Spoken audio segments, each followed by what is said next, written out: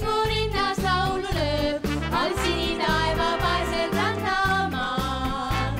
See rõõm on rakud pihkud ees, mis karedad on tööst ja unelmast, mis jooksvaid tehtud saab. Ja tuulehoost, mis valgeid purjeid tõukab veel ja päiksepaistest palavast on see. See rõõm on armsa hellad käed ja laste rõkkam naer ja uusi rõõme tuua tõndav aeg.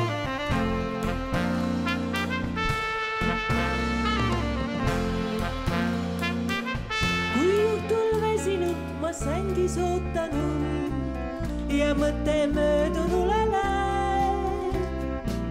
Jah, tõesti kaunis olnud päevast iga tund on minu rõõmu juurde jääb. See rõõm on elust endast, mis mu rinnas laulu lööb, all sinitaeva paesel rannamaal. See rõõm on rakud pihkud ees, mis karedad on tööst ja unelmast, mis jooksvaid tehtud saab.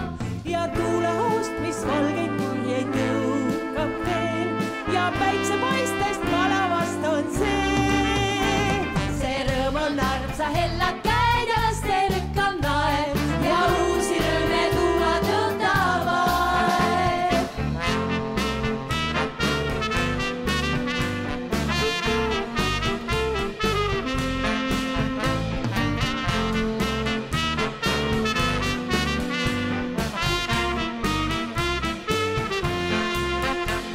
Ja tuulehoost, mis valgeid purjeid tõukab veel ja päiksepaistest palavast on see. See rõõm on armsa hellad käed ja laste rõkkam naer ja uusi rõõme tuua tõndav aeg.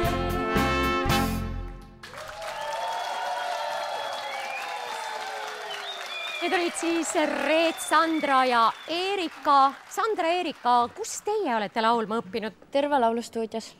Mina ka Tõrva laulustuudios. Niisiis, 2 laulustuudio tüdrukut. No kuidas te praegu ennast tundsite? Hästi. Väga hästi. Ja sama hästi kui Tõrva laulustuudios või? Jah.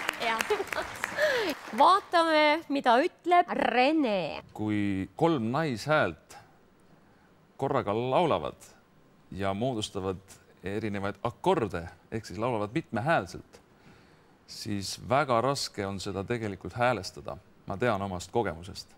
Siin ma ei kuulnud ühtegi mitte häälestuvat akordi, mis on minu jaoks juba suur üllatus.